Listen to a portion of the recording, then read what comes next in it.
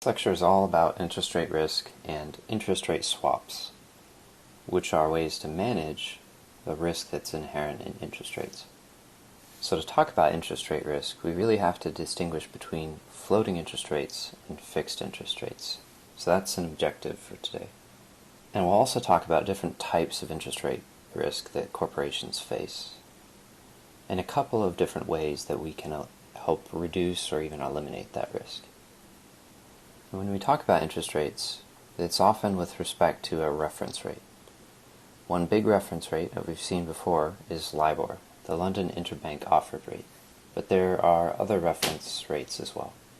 SOFR is an example of another one, and is one that you'll see more and more of.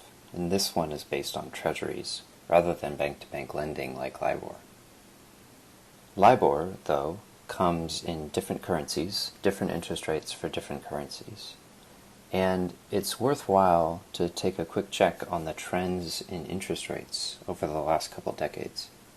Just for the dollar interest rate, you see that actually interest rates used to be pretty high. This is the risk-free rate, basically. It used to be 6 to 8% in the 1980s.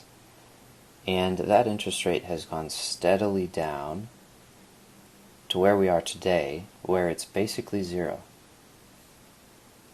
So it's worth noting that the time from 2010 onward through today is really a different time than the last 30 or even longer time period that we've seen previously when it comes to interest rates.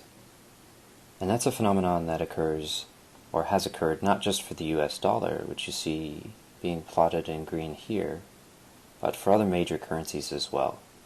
While there once was dispersion in terms of interest rate differentials between currencies, nowadays there's very little of that. Most major currencies have very low interest rates, very low LIBOR rates. But the cost that a corporation pays for its debt is not going to be this risk-free rate that we see here. They pay that, sure, but they also pay a credit risk premium. And that accounts for the fact that what we're looking at here is a risk-free rate. It's the cost of borrowing with almost zero likelihood of default. US government borrowing, for example. But corporations do default. They have a chance of default. And so they pay that risk-free rate as a bare minimum, because otherwise why would anyone lend to them? But they also pay this credit risk premium. This credit risk premium varies according to the risk of that firm. One way we categorize risk of a firm is through their credit rating. But the level of this credit risk premium, it'll vary not just according to the credit rating of a firm, but also how long they want to borrow the money for, maturity.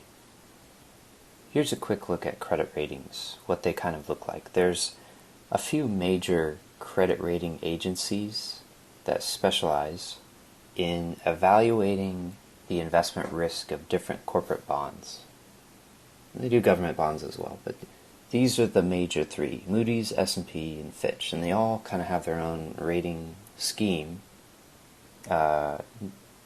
system for categorizing bonds. But regardless of the exact nomenclature they use, broadly you can characterize corporate securities into prime, all the way to upper and lower investment grade, and all the rest, speculative grade. So in the bond world, there's this big difference between investment grade securities and speculative grade securities, sometimes called junk. By the way, junk doesn't mean that they're not worth investing in. It's just a sort of term that gets used in the industry for these types of bonds. And you can see from the safest bond to the most risky, those that are really truly near default, there's a big difference in the interest rates that are paid by those bonds. And regardless of whether we're talking about the most riskless corporate securities versus the most risky, there's still a spread over and above the absolute least risky security of all, that of US Treasuries. And all of these spreads will vary according to the length of time that the company wants to borrow. The larger the number of years that a company wants to issue a loan for, the greater the annual interest rate that that company is going to have to pay. That's in addition to considering if the company is more risky, say going from BBB to CCC, that is going from around the lowest tier of investment grade to some of the lowest tier of junk bond.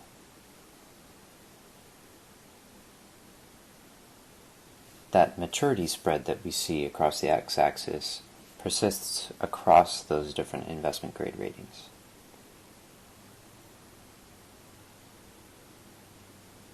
And that credit risk spread differs over time. Here, for example, we see the spread in interest rates between BB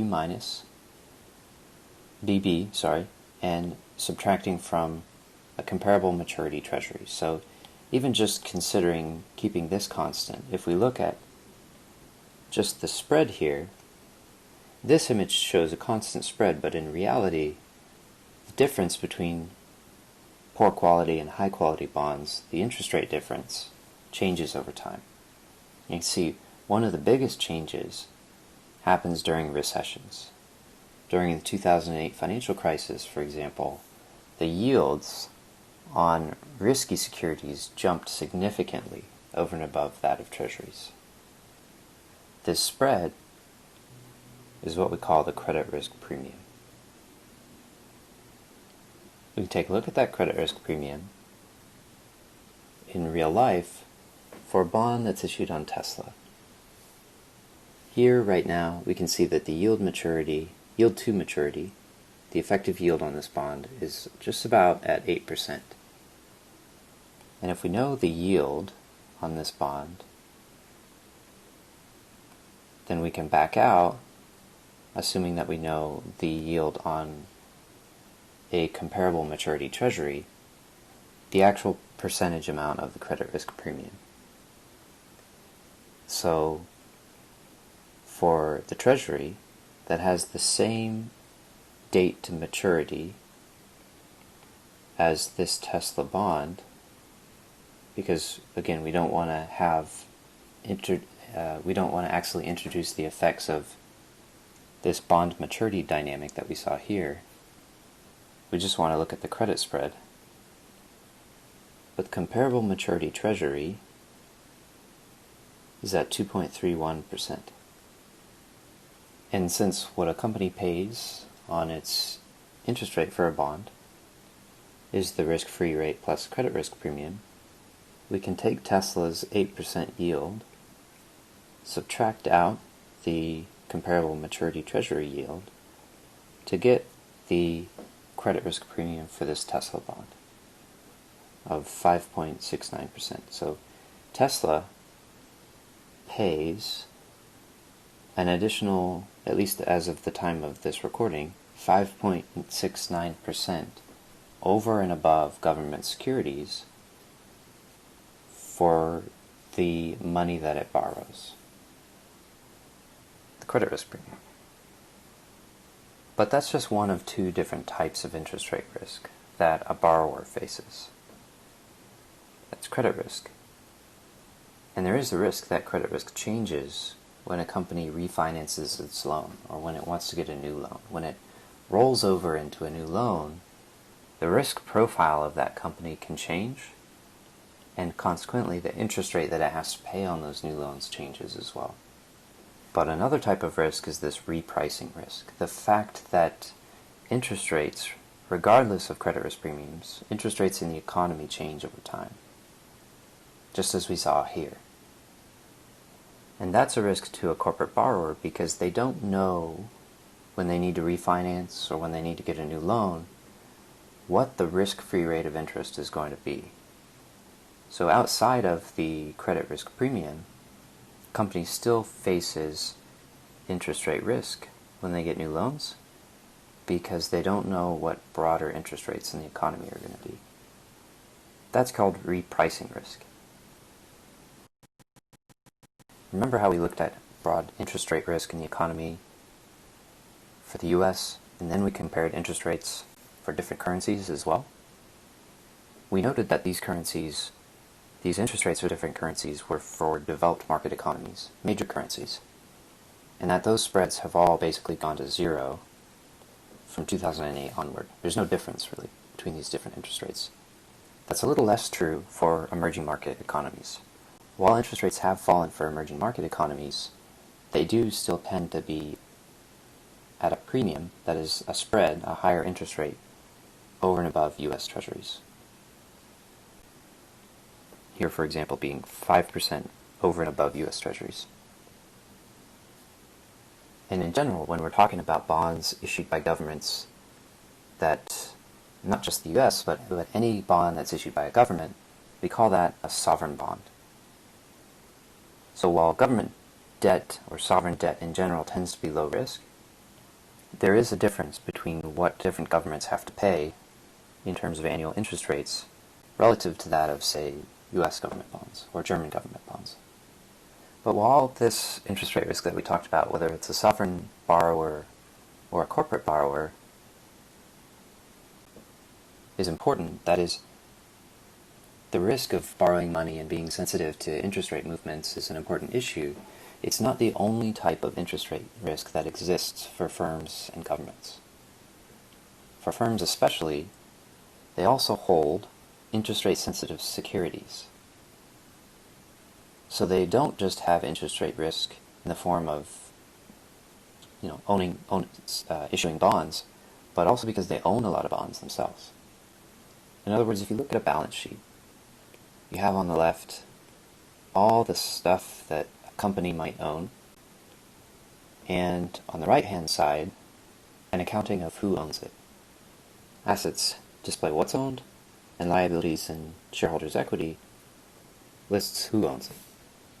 The reason why this matters for interest rate risk is that certainly if a company has debt, it's got interest rate exposure. If interest rates go up, and especially if this debt is variable, the cost of this debt goes up.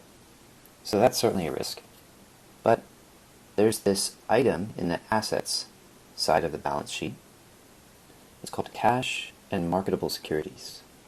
Cash is cash, but marketable securities, the biggest component of this is often bonds. Companies, when they have a lot of money sitting on hand, maybe because they want to make an acquisition eventually or something, tend to buy a lot of short-term bonds. Well, short and long-term, potentially, depending on the company. But the more bonds they have, the more interest rate risk they have. If interest rates rise, the value of this bond portfolio subsequently shrinks. And consequently, so does the value of this company to the shareholders that own it. So interest rate actually exists on both sides. Interest rate risk actually exists on both sides of the balance sheet, both because firms issue debt, but also because they hold interest rate sensitive investments. By and large, though, the biggest interest rate risk is going to be because companies issue loans. And the way that's going to play out is that oftentimes they issue these floating rate loans. That's the single largest and most frequently observed interest rate exposure. Floating rate loans are, like they sound, floating, dependent upon whatever the reference rate on that loan is. If the reference rate rises, if interest rates in the economy rise, so does the interest rate on this bond, if it's a floating rate bond. If interest rates fall, so does the cost of interest on this bond. Floating rate bonds rise and fall, the cost of them, according to whatever is going on in terms of interest rates in the economy. And the way these types of loans get priced is that the interest rate is going to be whatever the reference rate is at that time, plus a fixed credit spread premium or credit risk premium. This stays constant for the life of the loan, but this, the reference rate, will change. And that's why the overall interest rate will change on these types of floating rate loans. So there are two components to these floating rate loans. LIBOR plus a credit spread. This stays constant. This will change. But both of them are used to calculate interest rate payments on these types of floating rate loans.